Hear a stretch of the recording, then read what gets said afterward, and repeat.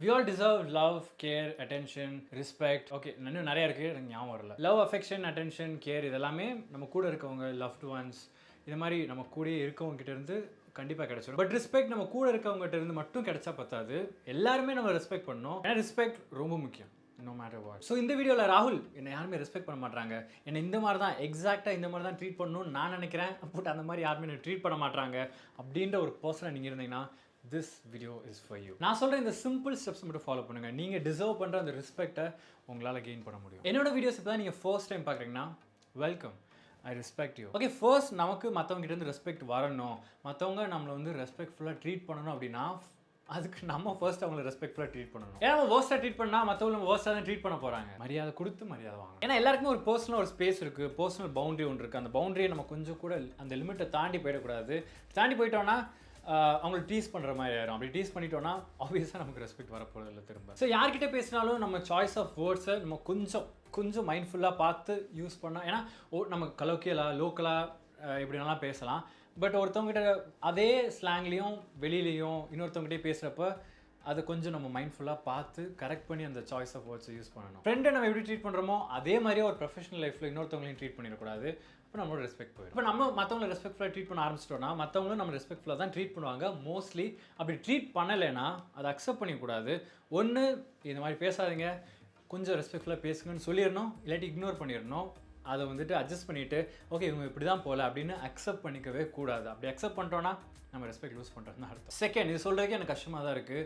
people will judge you. Look, hair, color, appearance, dressing, இது எல்லாத்தையும் வச்சு எல்லா டைமும் எல்லாருமே நம்மளை ஜட்ஜ் பண்ணிட்டு தான் இருப்பாங்க. நம்ம மற்றவங்களை இதெல்லாம் வச்சு ஜட்ஜ் பண்ணலைனாலும் மற்றவங்க இதெல்லாம் வச்சு நம்மளை ஜட்ஜ் பண்ண தான் போகிறாங்க.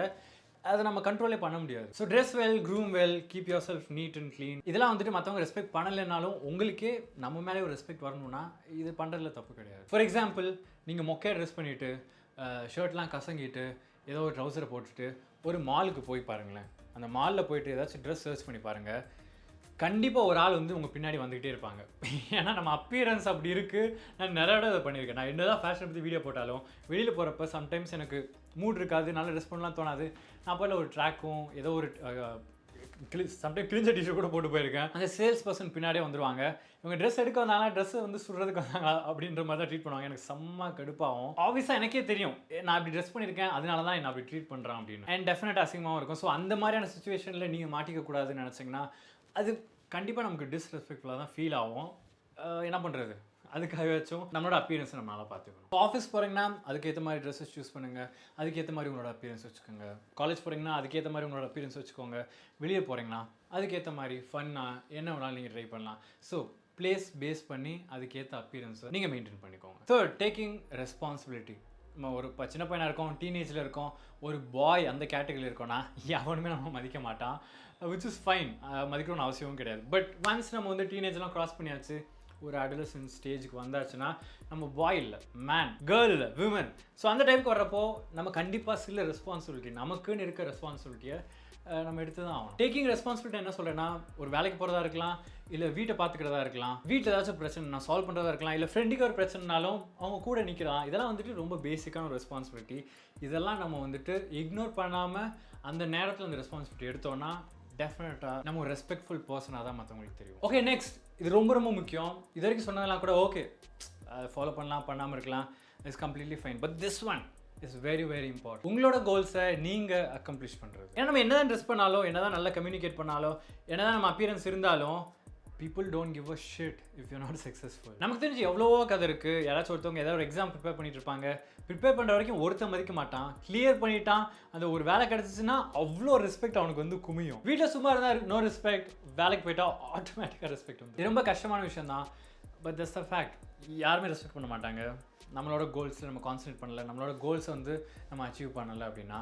ஸோ அதுக்காக தான் கோல்ஸ் ஆர் வெரி இம்பார்ட்டன்ட்.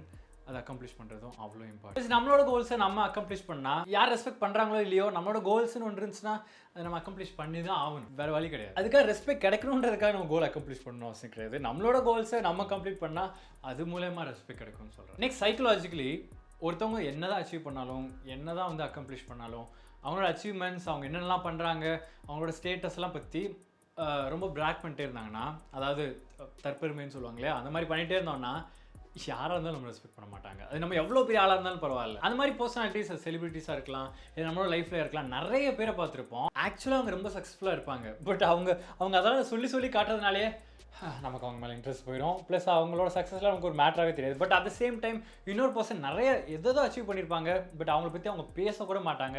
அதுவே ஒரு ரெஸ்பெக்ட் வந்து கிரியேட் பண்ணும். ஸோ நம்மளை பற்றி நம்ம பெருமையாக பேசாமல் இருக்கிறது, ஈவன் தோ நமக்கு அந்த வேர்ட்ஸ் இருந்தாலும் கொஞ்சம் கண்ட்ரோல் பண்ணுறோன்னா, அது மூலயமா ஒரு ரெஸ்பெக்ட் வந்து டெஃபினட்டாக நமக்கு வரும். இன்னொரு சின்ன எக்ஸாம்பிள் சொல்லணும்னா, நிறைய பேருக்கு அவங்க ஏதாவது ட்ராவல் எங்கேயாச்சும் வெளில போயிட்டாலோ, இல்லை ஏதாவது சாப்பிட போனாலோ, இல்லை பெரிய ரெஸ்டாரண்ட் போனாலோ, இந்த மாதிரி ஏதாச்சும் ஒரு இடத்துக்கு போன உடனே அதை ஃபோட்டோ எடுத்து வாட்ஸ்அப் ஸ்டேட்டஸ், இன்ஸ்டாகிராம் ஸ்டோரி இதெல்லாம் போஸ்ட் பண்ணுறதுனால, ஹே நான் எவ்வளோ கூலான லைஃப் ஸ்டைல் ஃபாலோ பண்ணுறேன்னு தெரியுமா அப்படின்னு மற்றவங்களுக்கு காமிக்கிறதுனால நம்ம சந்தோஷமாக இருப்போம். மற்றவங்க வந்து நம்ம லைஃப்பை பார்த்து போடுவாங்க நம்ம நினைக்கலாம்.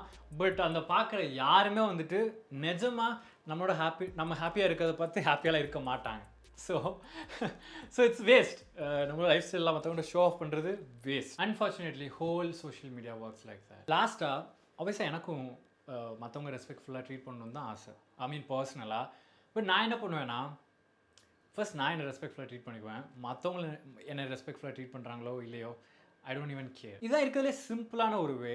ஏன்னா நம்ம ரொம்ப ரெஸ்பெக்ட்ஃபுல்லாக ட்ரீட் பண்ணோம்னா ஆப்வியஸாக நம்மளும் மற்றவங்கள ரெஸ்பெக்ட்ஃபுல்லாக தான் ட்ரீட் பண்ண போகிறோம். நம்ம மேலே ஒரு ரெஸ்பெக்ட் இருக்கப்போ நம்மளோட அப்பியரன்ஸையும் நம்மளோட ட்ரெஸ்ஸிங்கையும் நம்ம நல்லா பார்த்துக்க தான் போகிறோம். நம்ம மேலே நமக்கு ரெஸ்பெக்ட் இருக்கப்போ நம்மளோட கோல்ஸ் அக்கம்ப்ளிஷ் பண்ண தான் போகிறோம். நம்ம மேலே நமக்கு ரெஸ்பெக்ட் இருக்கப்போ நம்ம ரெஸ்பான்சிபிலிட்டி எடுக்க தான் போகிறோம். நம்ம மேலே நம்ம ரெஸ்பெக்ட் இருக்கப்போ மற்றவங்களோட வேலிடேஷன் தேவைப்படாது, அதனால ஷோ ஆஃப் பண்ணணுன்னு எந்த ஒரு அவசியமும் கிடையாது. So very simple, respect your self first. இந்த வீடியோ போஸ்ட் பண்ணுறதுக்கு மெயினான ரீசன் என்னன்னா, எப்படி நான் வந்து ஒரு ரெஸ்பெக்ட்ஃபுல் பர்சனாக இருக்குன்னு நினைக்கிறேன், அதே மாதிரி என்னோட சப்ஸ்கிரைபர்ஸ் நீங்களும் ஒரு ரெஸ்பெக்ட்ஃபுல் பர்சனாக இருக்குன்னு தான் ஆல்வேஸாக நான் எக்ஸ்பெக்ட் பண்ணுறது. ஸோ நீங்கள் வெளியில் போகிறப்போ ப்ரொஃபஷனல் லைஃப், பர்சனல் லைஃப் எங்கேயுமே யாருமே உங்களை மிஸ்ட்ரீட் பண்ணிடக்கூடாது அப்படின்ற எக்ஸாக்ட் ரீசனால தான் இந்த வீடியோ ஹெல்ப்ஃபுல்லாக இருந்துச்சுன்னா லைக் பண்ணிடுங்க.